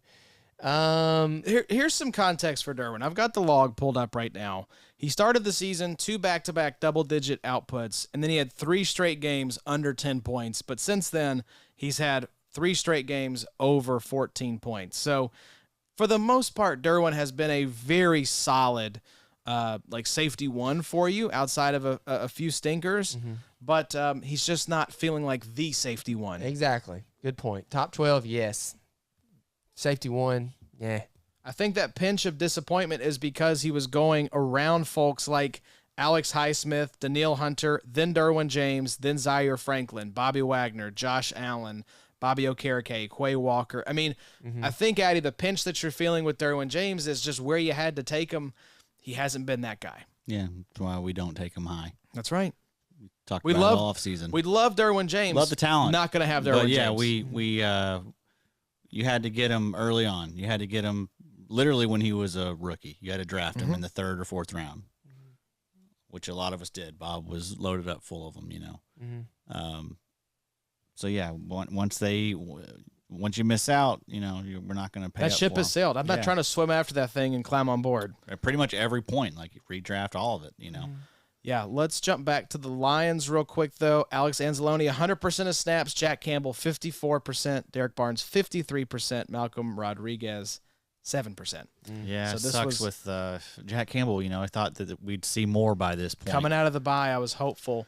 Any concern, though, for Aiden Hutchinson? Been a little quiet here recently. Lord, no, not at all. I mean, 15% tackle rate before this week. The PFF grades are great. I think, 90.0 overall PFF grade this season. So none at all. I think Aiden Hutchinson's going to be fine. That's someone that could really use some help next to him. So hopefully they get him some this offseason. But, yeah, that dude's he's the focal point. I mean, it's pretty obvious when you watch Detroit games. I mean, that dude is doing a lot of things. On a pretty bad D-line. It's not good. He needs have help. a lot of help. I mean, really, it's like a Brian Burns type situation. It's amazing this worse team than that, honestly. has been as good as they have with the defense that is as poor as they are. Because, I mean, because here's the thing, they're winning, so I don't think they're going to be changing up the formula anytime soon. No, man. I mean, you got Aiden Hutchinson, and then it's that secondary.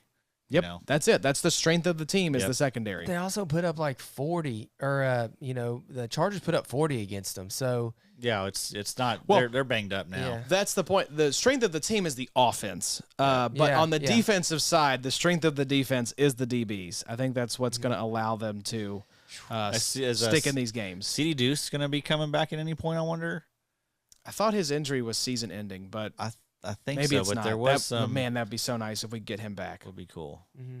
So let's talk about, though, the next game. And, Addy, I know you are excited for this one because we are going to the Falcons-Cardinals game. A lot of these games came down to, like, the last minute. This was Kyler Murray's first game back, another game-winning field goal. I feel like we had at least 4 of these games because Texans, Browns, we just mentioned another one. The Falcons got a win on a field goal. The Lions got a win on a field goal.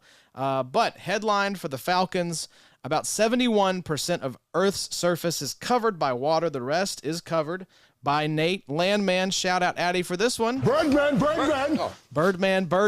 No, it's Landman. 33.1 points in Week 10.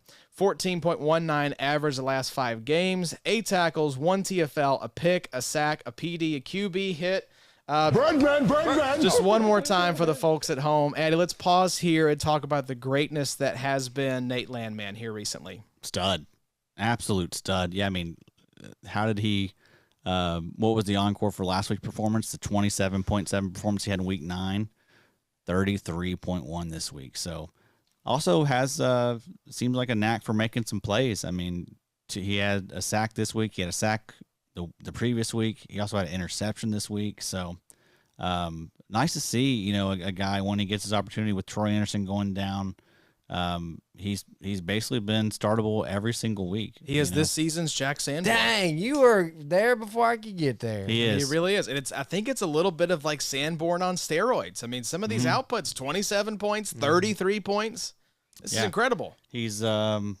He's Sanborn with like the tribal tat or whatever. Have you seen the tat? I haven't seen the tat. Good tat. You're noticing a lot of like body, kind of descriptions here. Like you noticed that Tyson Bagent had tiny nipples. Sure. And chest tats. I mean, got to find ways to identify him. You know, you got all these props. That's every true. week. Did you see the guy? My favorite clip on Twitter this week was the guy with the quarterback wristband with all of his prop bets written out on the quarterback wristband. That's smart. It's incredible. I mean, you're truly a degen if you have that thing going on. But hey, shout out. He's been so good, man. Yeah, he really has. Caden Ellis, though, came to life in this game as well. 22.05 points, 11 tackles, a TFL, a sack, and 1 QB hit. Jesse Bates, back from the dead here. 15.25 points, 13 tackles. On the Cardinals side of things, let's do a Buda Baker Dynasty price check. 10 points in Week 9, 9 points per game average since returning from injury in Week 7. He had 10 tackles. What's Buda Baker worth in Dynasty right now, and are you trying to sell, Addy? I mean, is someone going to give me a second for him? No. I don't think so. So I'm not going to trade him for a third. Just hold him? Just going to hold him on my team. I love Buda Baker. He's a fun player to have. Good locker room presence. Is he a safety 1 anymore? Probably not. No, but I don't think so. he's a rock solid safety 2, I think. You know? So I could see Buddha maybe moving teams here soon. I don't know what his contract looks like. He wanted a new deal. Didn't get it. With his age, I could see him going to, Eagles, Howie being like, you know what, I'll bring a Buddha in, just something similar to where, a team will bring a guy like that in to contend. He had 10 tackles a day. He didn't have any big plays to really bolster that, that point, 10 points for this week. He did actually get an extension. Oh, did he? Yeah, I'm looking at it right now.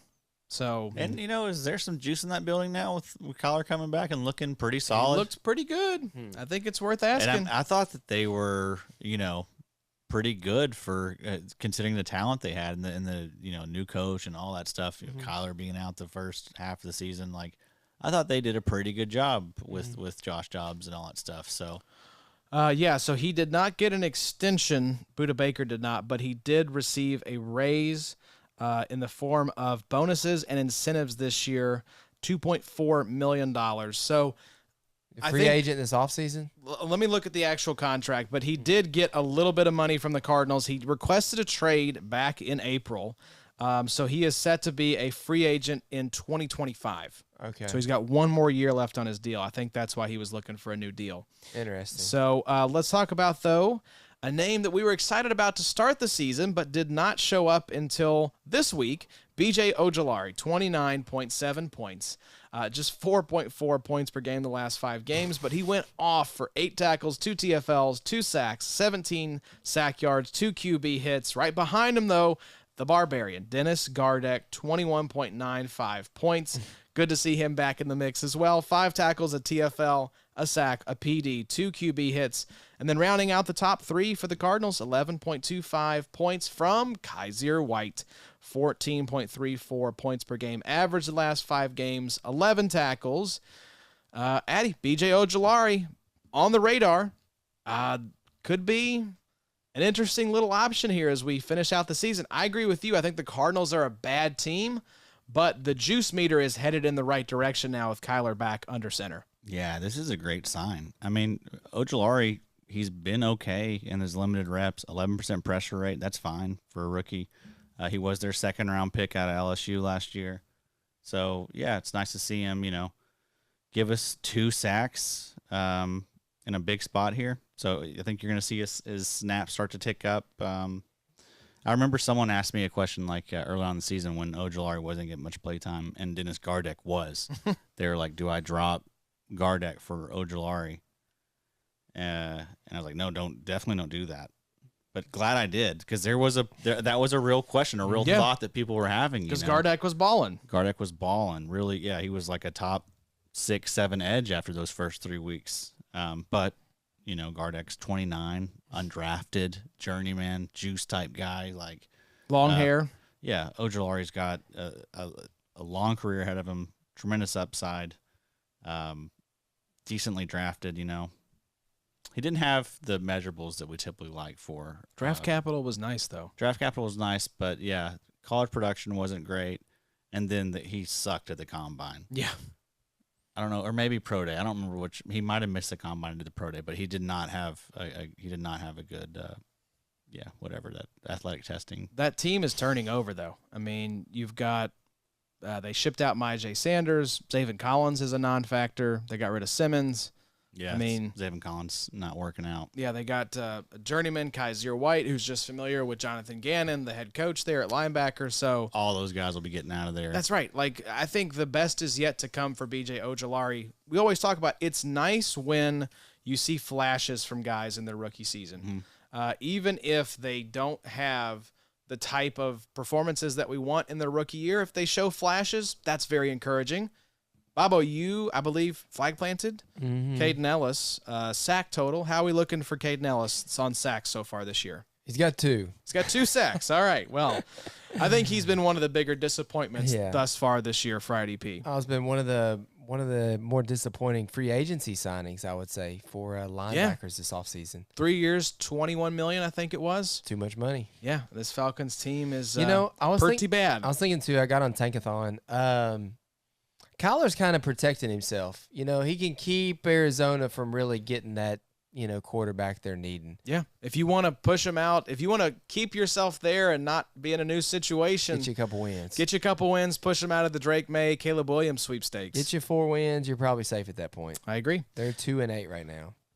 Also want to give a shout out to Richie Grant. He's been really solid lately. He has, yeah. He's been really good. Another 9 tackle game, just, 10.25 points, but yeah, 9 tackles this week, 8 last week, 8 the week before that, 8 the week before that. So he's just scored 8. Yes, the whole season. He's tearing it up right now, man. Ocho. Yep. What is that? 8 points per game average. That's 33 tackles in his last 4. Oh, those were the tackle totals. Tackle I thought numbers, that was the point points. output. Yeah, point output in week 7, 18.9, 13.7, 16 in week 9, and then 10.25 this week. Look at Richie Grant. So he's been good. What's Jesse Bates' log been like? Because I know he started out the year really hot. I think cooled off a little bit, and now had a nice week this week. Yeah, he's definitely cooled off a little bit. So looking at his log since week, let's just go through the whole thing. Yeah. Week 1, 34.3. 3.75 in week 2, 21.2 in week 3, 17.5 in week 4. So red hot those first 4 weeks. So hot right now. 6.5 in week 5, 5.25 in week 6, 7 in week 7, 6.75 in week 8, 12.5 in week 9, 15.25 in week 10. So yeah, I mean, not getting the big plays, right? That's the difference. Like at the start of the year, he had 3 picks through the first 3 games, and he also had 2 forced fumbles through the first 4 games. So just not getting the big plays, but still tackle numbers are surprisingly pretty solid for Jesse Bates. Yeah, I mean, he was inflated those first few weeks because of the picks. Right. But the tackles are still pretty consistent. Again, 13 this week, 8 the week before that, 7 in week 8. That's pretty good. That's for really Jesse good. Bates. Yeah, that's a bad team though. What are the Falcons? What's the Falcons' record right now? They have 3 or 4 wins, somewhere in there. So that coach is such a dork. Yeah, he really is. I think he's going to get fired. I really can't stand him. Those press conferences are just Arthur awful. Smith. Yes, dude. Did Bijan return kicks today? Yeah, that's what they said, right? Atlanta's 4-6. 4-6. That team stinks. I think Arthur Smith's getting fired. I think they're obviously going to be in the quarterback market because they're starting Taylor Heineke over Desmond Ridder right now. So, yeah, good riddance to Arthur Smith. What a dork. I saw where Heineke got hurt and they had to bring Ridder back in for a little bit. Did they? Yeah, a little bit of humble pie for you. How about that? How's that taste? How was that? So next game, though, fellas, Commanders fall to the Seahawks 26-29. Was this another field goal game? Was every single game decided by a last-second field goal? Commanders side is Casey Toohill, the edge 2 roster in Washington with Young and Sweat now departed. 11 points in Week 10. 7.34 points per game, average the last 5 games, 2 tackles, a TFL, a PD. I think the answer is I want none of the Washington edge rushers. The other Commanders scores, Percy Butler was number 1, 16.75 points. Benjamin St. Juste, who has been a very, very good cornerback option. Johnny actually brought this up in the last Cornerback Corner episode this week, that the only cornerback to hit his projection or surpass it every single week was Benjamin St. Juste. So he has been the most consistent corner on the season. 15.85 points per game average the last 5. He went for 16.25 this round. Jamin Davis, 16 points, 10 tackles, 2 TFLs. On the Seahawks side of things, the Seahawks' 3 best IDP scores are their 3 highest PFF graded players. No other NFL team can claim that honor. Bobby Wagner, 23.3 points, 86.8 overall grade on the season. Devon Witham-Spoon, this was another Johnny call-out. He just said he had a gut feeling that Witham-Spoon was going to go for a big game, and what do you know? 21.75 points, 19.27 average the last 5 games, 5 tackles, a forced fumble, 3 PDs, and then Foye Mafe. We put him on the cover of the start-sit thumbnail because he has been red hot. He set the franchise record for Seattle with a sack in his 7th straight game. 5 tackles, a TFL, a sack, a PD, and a QB hit. Witham-Spoon, 80.2 overall grade. Foye Mafe, 81.5 overall PFF grade. Lots to chew on in this episode, or in this game, boys. I think let's start on the Seahawks side of things. Foye Mafe has been really, really solid this season, Bobo. Dude, he's been awesome. He's been everything that we had hoped Uchenna could be in the follow-up to his big breakout year. Turns out we were right to want a Seahawks edge rusher. It was just Foye Mafe that we wanted. Chew the cud for a minute, Josh, while I look something up. Eddie, what about you? Let's talk about Devon Witherspoon. Probably cornerback 1 the last 5 weeks, I would say. He's definitely up there. I mean, 19.27 average the last 5 games. That's that's including the I think that was including the big 57 pointer in week 4, so that does help. That does help boost it a little bit. But yeah, he's been awesome. He's exceeded all expectations. You guys had a fun conversation if he's the Dynasty CB1 on IDP bets. I think it's no-brainer. I don't think there's really anyone even close to him. I think I want to see what Joey Porter Jr. can do. I know he's having a nice season in Pittsburgh right now. Deontay Banks is someone that started his career out pretty good. Kenny Moore, I mean, how many years does Kenny Moore have left? I mean, he's up there in age. That's the difference, fantastic, right? It's just that it's age. Yeah. And, he was a top 5 pick in the NFL draft. That helps. And he's physical, It's funny, he crowded out the guy that we loved from them last season in Tariq Woolen. Yeah. That Witham-Spoon just came in and stole all the shine off of Woolen. What up, Bobo? I chewed the cud for as long as I could. It was a little who'd you get, but I couldn't really come up with it. I just acquired Mafe in XFFL, and I moved Uchenna to do it. Uchenna was kind of expensive. He's like $4 million next year, and I really needed some defensive end production. So, Mafe's been just great. Maffei's locked into your lineups at this point. Oh. If you start 2 edge rushers / defensive ends. Absolutely. Yep. 7 sacks in the last 7 games. Is that what Crazy. you said? Yep. That's an unreal That's start. a franchise record. Bobby Wagner, I mean, let's just, the tip of the cap, 16.7 points per game average the last 5 games, 23.3. He's just Bobby Wagner. This is a Hall of Fame Hall of Fame player at the end of his career, but still playing as well as he ever has. Yeah. So congrats to B-Wags on another phenomenal season. Leonard Williams got himself a sack. That was his first one I forgot he was in Seattle. Look at that. Yep. So that was good to see. Jermont Jones had a half a sack. So this is a good defense. They haven't really been performing as of late, but a lot of new pieces, a lot of young pieces, still kind of probably reeling from the Uchenna injury. And Jamal's healthy. And he's kind of playing okay. I think that team's going to round into shape.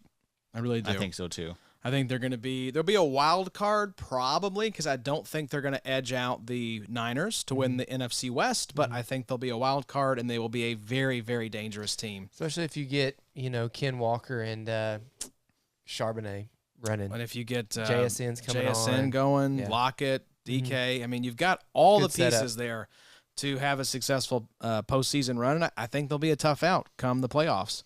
On the command, y'all watch much Nate Bargatze? Y'all seen him?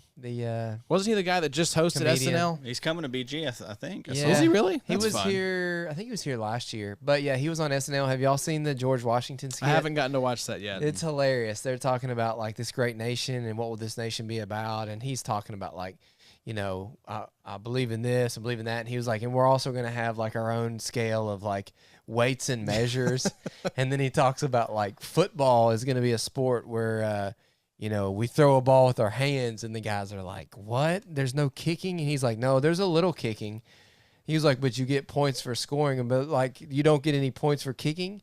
They're like, yeah, you get points for kicking. Sometimes 1 point, sometimes 3 points. He's trying to explain it to his soldiers, and his soldiers are like really I confused. did see that part. You need to watch It that was a one. That's very it's a great that one. part of the skit was funny. Today's little episode of Field Goals Winning Games made me think about it. But Just anyways. well, I remember Tripp brought this up on the episode that he did last week with John on the PFF pod. Mm-hmm. Like, this was kind of a grosser week in terms of some matchups because we had like the Eagles out, the Chiefs out. Like, we had some pretty good teams out this week on Rams, bye. Miami. Yeah, so yeah, like 3 of the top probably 10 passing offenses were out this week.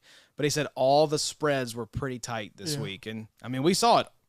Most of these games came down to field goals. Except for this next one. Yeah, that was the one blowout. We'll get to here in a sec. On the Commanders side, I mean, is there anything kind of blowing your skirt up here with Washington, Eddie? David Mayo thought he'd be a little better than he's been, a little more useful for us. Hasn't been the case. Looking forward to Cody Barton coming back. Hopefully he is coming back. That tells you the state of the Commanders franchise for IDP when we're looking saying forward to can't Cody wait Barton." for Cody, Farton, Starton, Barton to come back. Yeah, but that team is Ron Dunn. that's that team for sure. Is Ron done? Ron Dunn in Washington. Ron Rivera. Oh yeah. You think it's I saw some curtains for him? photoshops with Bill Belichick in Washington. Who's the first coach Oh gone? wow, First coach is already gone. It was Josh Second McDaniels. coach. Oh, that's right. That's yeah. right. I think this is kind of my specialty. I've been thinking about this. I think Arthur Smith is gone. I think Bill Belichick is gone. I think Ron Rivera is gone. Didn't Belichick just get an extension? He did, but I think. Did you see the shot of Kraft in the press box Yeah. today in the Germany game? He was like, or in his suite, he was just like, I think he was like, something's got to change. And I mean, came yeah, all the way over here for this. he could kind mean- of put his thumb on the scale and make him get rid of Mac Jones, but like, That's where I'd probably start. I think here's what I would do. If you're not willing to fire Belichick, and I think Belichick's performance these past few seasons would get every other coach in the NFL fired. So let's start there. But I think you have to bring in a real GM and revoke his GM powers. Or bring back Brady. God, yeah, wouldn't that be hilarious? Little reunion tour. Get the band back together. Yeah, there's probably some other ones. What about your boy in Carolina? I think Frank Reich may be one and done. I think that's a very strong possibility. So that team is really bad. Really, really bad. So Just tough because a lot of these rookie quarterbacks have terrible coaches. now I have heard an interesting rumor that if Belichick was out, their top choice would be Mike Vrabel. So could imagine Belichick being on the market though, dude. I know. Getting the opportunity to go somewhere. That's why I think they said that Washington would be a strong contender because if they fire Rivera, which I think they will, they have a new owner. They have a ton of money. And I think they could be like, just name your price, Bill. We'll pay you literally whatever you want. Have y'all seen the stuff about the people there now believe in Sam Howell? Or Yeah, I did see that.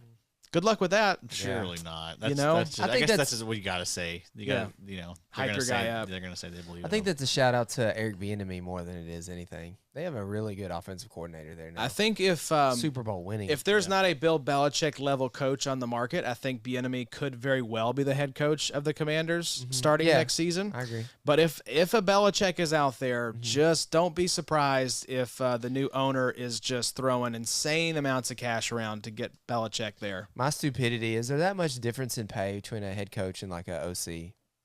Yeah, some of these head coaching contracts are drastically pretty different. big. Yeah, Gotcha. and they're fully guaranteed. So, unlike players, if you get cut, you're getting that full contract. I don't watch any college ball, fired, but I have you guess. seen some of these college football coaches that have been Oh, fired and Jimbo how much Fisher. they still have to be paid? Getting like $75 million over the next 5 or 6 years not to coach Texas A&M. I didn't realize till the other day that John Calipari essentially doesn't have a contract at UK. He can just stay forever. Yeah, he has a forever contract. Yeah. Mhm. I didn't realize some Really? of these Yes, he crazy does. contracts. So it's like a certain amount every year if he can opt in. I guess. I guess so. It's not like he has to renegotiate his contract. Yeah. It's like as long as you want to be here, you're going to be here. Wow. Yeah, And that's they're just- terrible.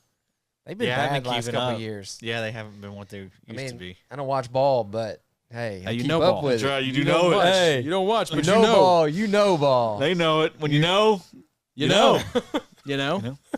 Second to last game here, Giants and Tommy DeVito get absolutely boat raced by the Dallas Cowboys, 49-10. I loved all the DeVito stories this week of Why like, is that family flying in? I live with my mom and Yeah. dad. My mom's making chicken cutlets. She's doing my laundry. She's making my bed. I'm like, my man, this is not something you brag about Yeah. at whatever, 25 years old or whatever you are. I just saw how many people they're like, yeah, we got 30 DeVitos in the stands. Like, y'all came to watch this. You came to watch your son get Micah Parsons gonna relative tear get- y'all apart. get pantsed on national television. Yeah, so Tommy DeVito is 25 years old, Wow. still lives with his parents, and they do everything for him apparently. So go. maybe they can wipe away his tears after the Cowboys absolutely put one on him. Giants headline, though, once seen as a potential top 5 dynasty safety, how would you rate Xavier McKinney's season so far? Is the ceiling still there? 11.5 points in Week 10, 10.6 points per game, average the last 5 games, 10 tackles, 68 overall PFF grade. How you feel about McKinney? yeah, don't care. I don't. He's not special enough to where like the Giants are like, oh yeah, we got to re-up this guy. You know, he's gonna float around. He's good enough to float around and Yeah. get jobs, but I mean, Not elite. right. Not Yeah. a keeper. The production's never been elite at any point. So I mean, he's shown us kind of what he is. He's one of these guys that's going to average between 10 and 12 points per game, and that's just nothing to We can get find me those guys. hyped up and excited. Yeah. You know, The bloom's off the rose, and I think we'd be better served as an IDP kind of populace to just let things go. Like, let go of our priors. Be willing to change our mind when new evidence is presented, and Xavier McKinney just hasn't been that guy for a while now, Bobo. The cards are kind of stacked against him, too, because I think he tore his ACL before he really got going his rookie year. So people have kind of always thought that he'll come back around to that draft capital. But it's just, you're right, not there. You're not that guy, pal. Trust me. You're not that guy. He's not that guy, and it's okay. Top scorers for the Giants, someone named Darnay Holmes, 18.6. Somebody named Cordell Flott, 14.6. And then Bobby Okereke continues to be very solid, 13.7, 5 points, 11 tackles, and a QB hit. Read that points per game over the last 5. Yeah, 19.84 points per game average the last 5 games, 10 That's great. tackles, or 11 tackles and a QB hit. Cowboys side of things, Sam Williams seems like the obvious DeMarcus Lawrence replacement for the future, but how are you handling him this season? 12.8 points in Week 10. I think he had a nice game last week, Addy. 2 tackles, a TFL, a sack, and a QB hit this week. Top 3 for the Cowboys. Neville Gallimore, defensive tackle, 15.85 points. Deron Bland has been phenomenal. Cornerback option this season, 14.5 points. Got himself another pick. 4 tackles, an interception, and a PD. And then Sam Williams, 13.45 points in Week 10. 3 tackles, a TFL, a sack, 2 sack yards, and a QB hit. What was his output last week, Addy? I thought he had a nice game. who are we talking about? Sam Williams?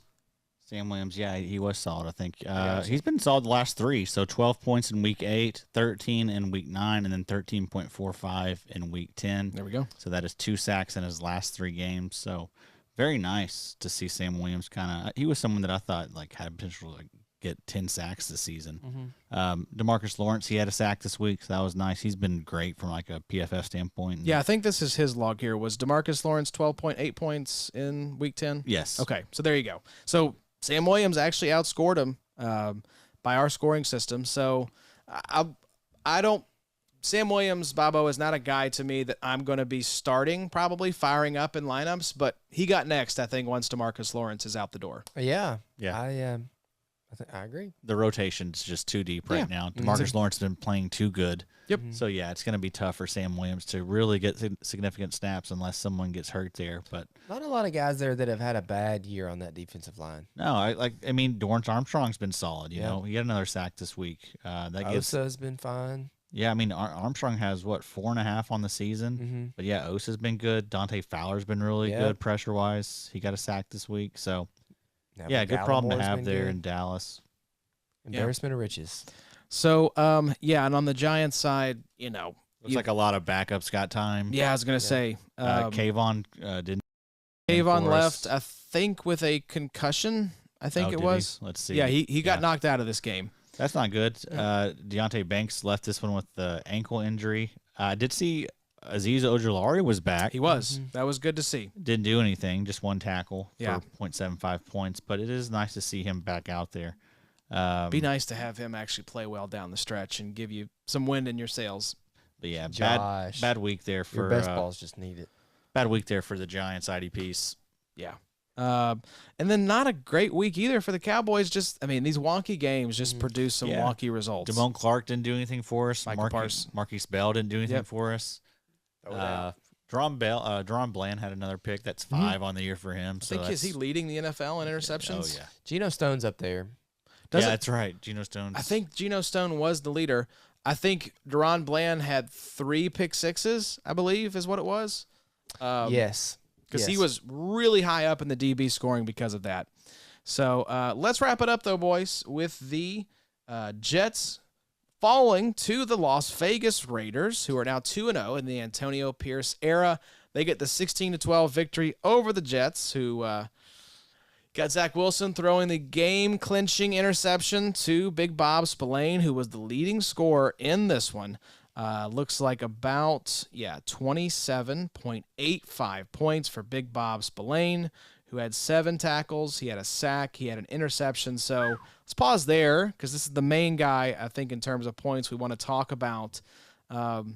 Big Bob Spillane has just been getting it done this year. He's been so good, dude. Yeah, and he's the guy that you haven't had to worry about. He's been, Devon Diablo's kind of see he's seen his snaps kind of fluctuate a little bit. How much of that is because of injury, I don't know. But I mean, Spillane's been the guy that they've let have 100% snaps every single week. So, and he's had huge weeks. He's had this is probably his 3rd time over 25 points, I think. So. Can't ask for much more than that. I mean, this was someone that I picked up on waivers in a decent amount of leagues this year. So. It is very close to his 3rd time. He was 24.5 week 2 against Buffalo, 30.55 against Green Bay, and then 27.85 this week. Wow, that's great though. So this has been, he has been phenomenal this season. He was LB 55 this past offseason. So another tremendous value that's probably going to be a league winner for you. But another league winner who was going very late as well, Quincy Williams. No, I'm sorry. This is Quinnen Williams, the other Q Williams. Hey, look at that. Oh, my goodness. Quinnen Williams, 19.9 points, 4 tackles, a half a sack. Bless you. Thank you. Finally on the board here. He's got now 1 sack on the season, a couple half sacks.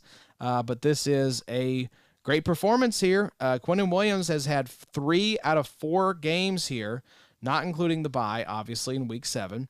But 3 out of 4 games, he has been double-digit points. So Quinnen Williams, been a disappointment this season. There's no way to sugarcoat that for where you had to take him. But, starting to put it together, it seems like a little bit Bobo. Mm-hmm.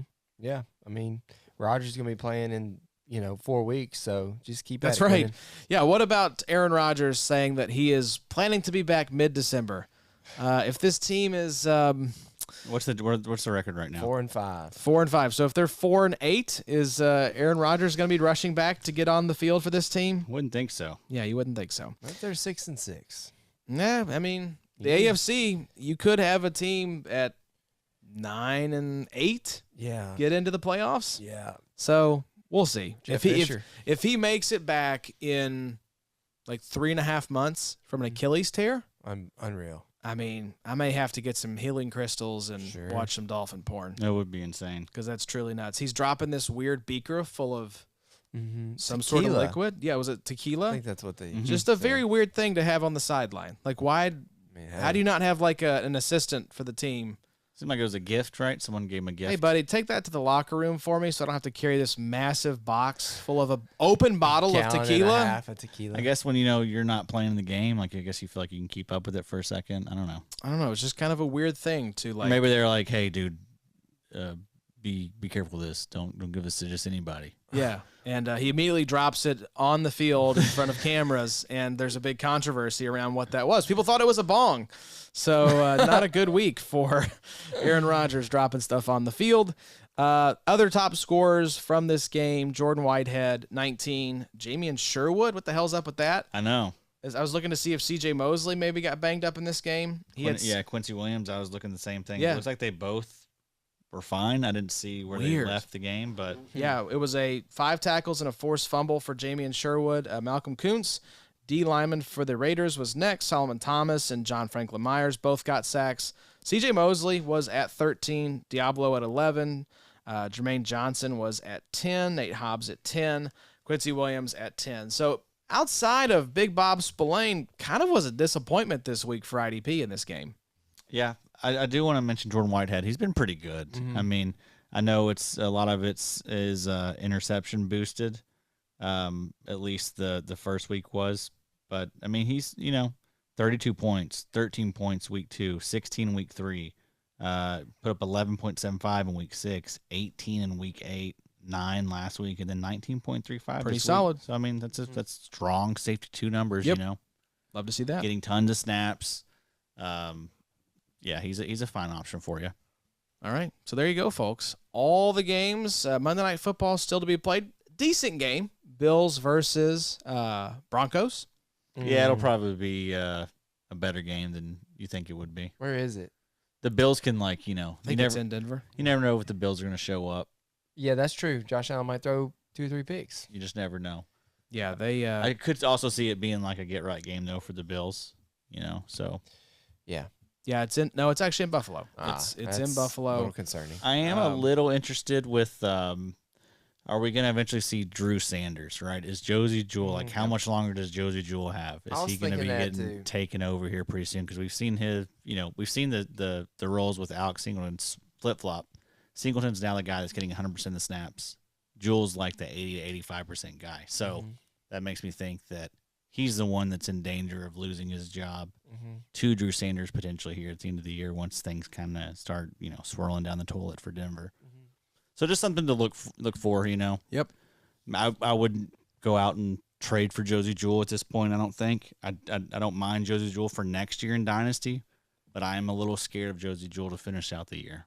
Yeah, that's a reasonable concern because I never thought I would see the day where we all love Kingleton because he's very good at one thing, which is tackling. Never thought I would see him usurp the green dot from Josie Jewell. Well, it looks like Singleton's turning towards his 4th year of 100 tackles, 4th straight year of 100 plus tackles. This is what he does, folks. quite Don't insane. doubt the man. Bobo, any final takeaways from this week? Anything jump out to you or anything you're looking forward to Monday Night Football? I was really bummed about Petre today. I started him in I actually went and acquired him in XFL because my safety position has been so bad, and that's concerning. It just goes to show you it's just man, don't go chasing safeties. Don't chase some waterfalls. They'll leave you stranded. Sir. Yeah, That's another TLC same song reference in one episode. We apologize. I wanted to see if we had heard anything about Terrell Bernard. Still questionable. Okay. Mhm. I think it seems like he might play. Concussion. That's what I had kind of heard was he was trending towards playing. So curious to me, had to pick up Tyrell Dodson last week, who was pretty solid in week 9. I'd say but most people probably they're not starting him this week. You Bernard. can't be With it unless being a Monday, unless you have an opportunity to get Dodson if Yeah. he's sitting out there. But I think most people probably set Bernard down. You just don't want to roll the dice with that. Hey, look, Nick Bolton might be coming back here soon too. I can't remember exactly when they put him on IR. I thought he but was out through December. Yeah, it was like a 6 to 8 week variety. I Was think. it a dislocation of the Wrist. wrist? Yeah. You're right. You're right. He'll be back for the playoffs, and maybe for like your fantasy playoffs. Yeah, he might be back towards. I think I could see like That last mid month. to late December. So maybe you get him for like week 16, 17 That's sort of worrisome. thing. That's worrisome. Yeah. Week 1 of Bolton post-injury is Are an you? important week. You can just see that decision looming in your semifinals or in your championship Just matchup. get Like, there. do I plug Nick Bolton back in? He's back. So who are we trusting in Houston now? We back on Perryman? I'm not trusting anybody. Zero. Yeah, I don't trust any of them. Nope. Because we're like Cashman. He's the only guy, right? And now he's the third linebacker in terms of snaps behind frickin' Christian Harris. I feel like Perryman's going to be that second guy no matter what, though. So Yeah. I mean, but He's still, pretty safe. like 60% to 70% seems like all he's getting now. If you have Fab and Sleeper, you got $100 Fab. How much are you going to give to get Ivan Pace, your contender? I'm gonna give it. I'm gonna check and see the severity of the Hicks injury first. I'm gonna see if Landon Roberts is still out there, and I'm gonna drop about 40 on Landon Okay. Roberts Okay. because I think that's a top 24 LB. the and rest you're of the gonna way. get Get 100% of Robinson snaps. too. Get Mark Robinson too. I think Yeah. for $1. Yeah. Yeah. So You Blake get $20 Cashman. for Yes. Pace? Here we go. So Denzel Perryman was probably so. About $100. 86% of snaps for Denzel Ooh, Perryman. Okay, that's really nice. Now John kind of wondered. He's going back and forth here in this comment. I feel like maybe they've been working toward Perryman getting the lead back, but we'll see what it looks like next week if we finally get some consistency. So yeah, probably change again next week. I know but- it'll be To'o back from concussion, it won't as be the To'o. LB1. So I do feel okay about Perryman, but he's been a letdown. Obviously, I mean it's somebody that I flag planted. So it's a more productive but no less confusing and frustrating situation of the Browns linebackers where it's like week to week, shrug emoji. Don't know. There's more production to be had in Houston than there is in Cleveland, but I don't want to try to figure this out, Bobo. Yeah, we got a lot of teams right now that just there's nobody that you want. No linebackers of any, I'm so glad Zaire Franklin is back. My wife was yeah. watching the Germany game because it was on and we were kind of watching it in the living room, and she looked up from her computer and said, "Who is that 53 guy? He looks really slow." I was like, "Oh, that's our $100 million Jack Leonard. linebacker with the jersey on the wall." So that's good. that's right. That's a bad look for us, isn't it? Yeah, so we got to get that thing replaced. Evan, if you're listening, please send us a new signed Zaire. autographed Zaire. jersey. Yeah, let's get a Zaire one up there. That'd be fun. EJ Speed. Or EJ Speed. Yeah. Saguna Luby. There you go. Let's get him up there on the wall. Well, thank you all for tuning in. This was the Week 10 recap. Like I said, we'll have the Week 11 waiver episode coming with Mike Wohlert tomorrow night. That'll be in your feed Monday night / Tuesday morning, depending on where you are. And, fellas, we'll be back here for the Week 11 recap. Same time, same place, next Sunday. This was fun. Playoffs are coming. They are. That's right. Getting close. Well, we got 4 more weeks of the regular season. Yep. So playoffs now 11, are 13. 15, 16, 17, right? Yes. So we've got week 11, 12, 13, 14. So we Get got right. 4 weeks. Getting Get close. your mind right. We got a IDP trade show coming up. That's right. Trying to help you for these stretch runs. So Thursday night. That is a live stream. So make sure you're subscribed at youtube.com/@theIDP show and click the bell so that you're notified when it's you and Steve Falco this week of Front Office Pros. So that should be a lot of fun. looking forward to it. We'll have some future episodes of IDP bets. I think we're going to try to get Mikey Dubs on an episode of that. We just booked Scott Bogman today for an episode of that as well. And then we'll have some Dynasty focus episodes, Bobo.